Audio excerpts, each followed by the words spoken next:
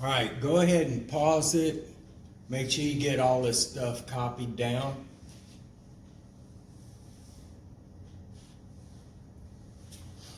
All right, so this is the last little tidbit that we have to cover today, and it's going to be a short little tidbit. But what we need to understand is when we're moving into electricity and electronics, we have to understand the concept of circuits. Because a circuit is actually what electrons flow in, what we have current in. And you have to understand, in order to, first of all, fix a circuit, you have to know what's inside of a circuit, okay?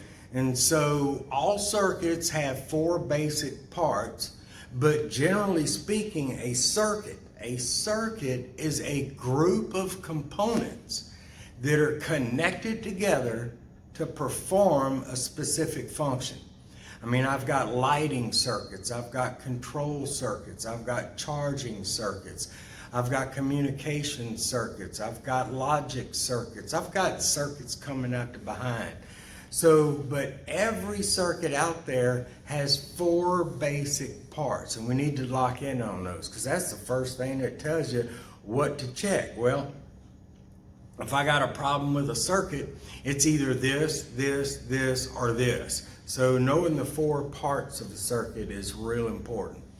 So a circuit, group of components connected together to perform a specific function. The four parts of a circuit are the source, the path, the load, and the control device.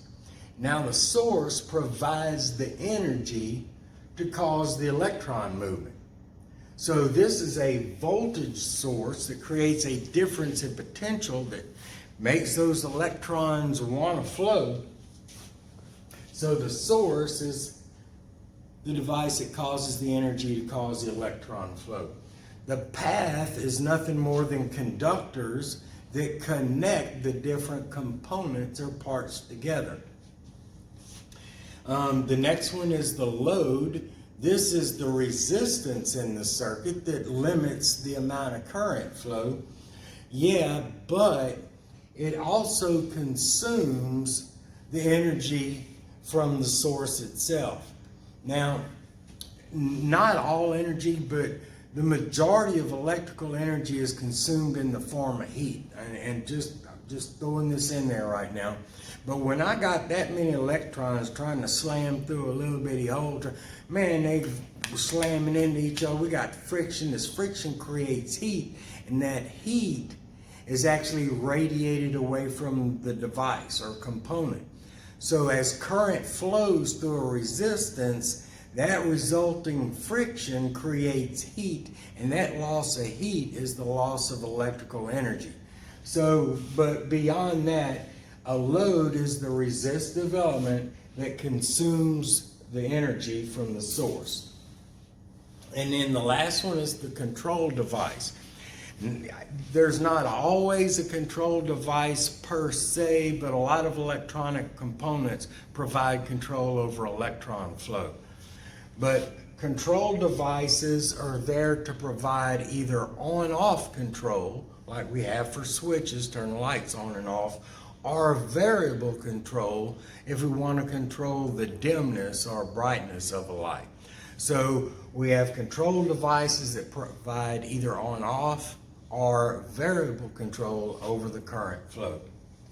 And what I drew up here, folks, is just an example of a small circuit. If we look at this, this is like a D battery or a D cell, and we're going to talk about this and symbols to represent this stuff coming up. But this is my source. Now understand, inside of this can, I've got a chemical, and I've got a chemical reaction, and that reaction is taking electrons off of this post and slamming them up against the inside of that can. So what happens is now with all my electrons built up on the can itself, I get a negative charge, and where all the electrons came from, I have nothing but positive charges. That's why on a battery, I have a minus sign and a plus sign. The minus sign shows you where all the electrons built up, and the plus sign shows you the post where they came from. So I create this difference in electrical potential between the can and the post.